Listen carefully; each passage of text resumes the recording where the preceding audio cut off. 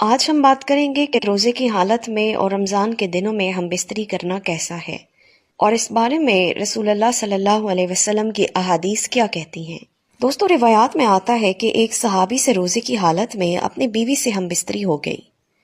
حضور صلی اللہ علیہ وسلم کے پاس آئے اور عرض کیا، میری زوجہ کہیں جا رہی تھی تو مجھے اس کی پنڈلی نظر آ گئی اور میں بالکل بے قابو ہو گیا۔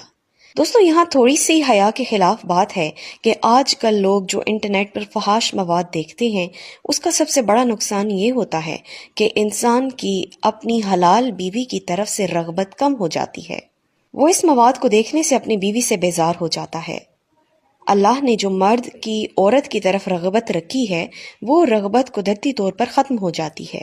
یہ اس آدمی کو دنیا میں عذاب ملتا ہے جو حرام کاریوں میں اپنی نگاہوں کو برباد کرتا ہے۔ دوستو، یہ غلط کام اور حرام کاری کرنے والے